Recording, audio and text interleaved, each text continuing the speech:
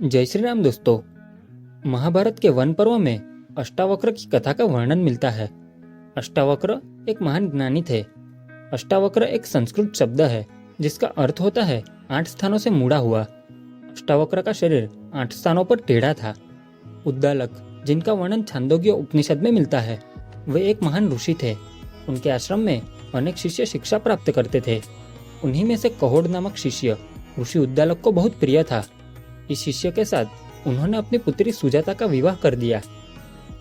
सुजाता जब गर्भवती हुई तो नित्य अपने पिता और पति की उन कक्षाओं में बैठती थी जिनमें वेद और दर्शन की शिक्षा दी जाती थी। गर्भावस्था में माँ जिस वातावरण में रहती है या जो भी कुछ करती है, उसका प्रभाव होने वाली संतान पर पड़ता है। सुजाता की कामना थी कि उसकी संतान ज्ञानी हो, अतः वह इन कक्षाओं में जो भी पढ़ाया जाता उसे बहुत ध्यान से सुनती थी। अपनी माता के माध्यम से गर्भ में पढ़ रहा बालक भी सब कुछ सुनता था। एक बार कहोड़ वेद मंत्रों का पाठ कर रहे थे, लेकिन एक स्थान पर उनका उच्चारण त्रुटिपूर्ण था। गर्भस्थ शिशु ने जब त्रुटिपूर्ण उच्चारण सुना तो उसने गर्भ के भीतर से ही अपने पिता को इस विषय में अवगत कराया। ऐसा 8 अवसरों पर हुआ। अंतिम बार कहोड़ को क्रोध आ गया। उन्होंने श्राप दे दिया कि तुमने 8 बार मेरी त्रुटि बताकर मेरा अपमान किया है, अतः जन्म के समय से ही तुम्हारा शरीर 8 स्थानों पर वक्र होगा।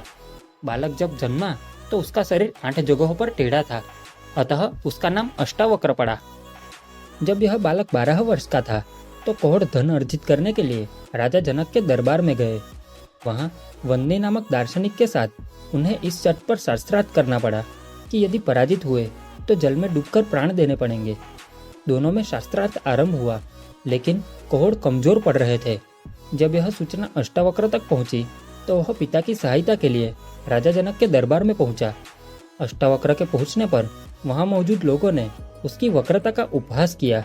इस पर अष्टावक्र ने कहा, यह तो मूर्खों की सभा है। राजा जनक ने उसके इस कथन का कारण पूछा।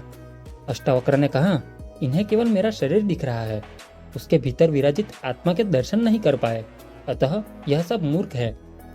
राजा जनक उसके उत्तर से बहुत प्रभावित हुए। उन्होंने उसे वंदनी के साथ हो रहे शास्त्रार्थ में अपने पिता की सहायता करने की अनुमति दे दी। अष्टावक्र ने अपने ज्ञान से वंदनी को शास्त्रार्थ में पराजित कर दिया। राजा जनक ज्ञानियों का बहुत सम्मान करते थे।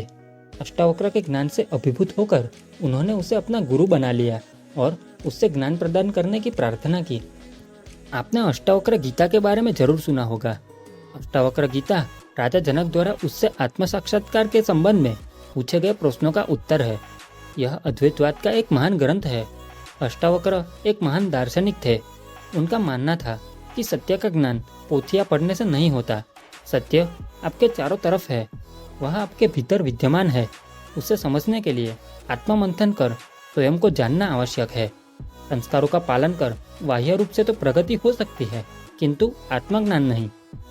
हमारा समस्त ज्ञान हमें केवल भौतिक रूप से प्रगति करने के योग्य बनाता है।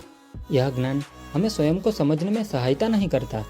अष्टावक्र के पिता कहोड़ का क्रोध में अपनी अजन्मी संतान को श्राप देना तथा राजा जनक की सभा में उपस्थित विद्वानों द्वारा अष्टावक्र की कुरूपता का उपहास करना इस बात का उदाहरण है।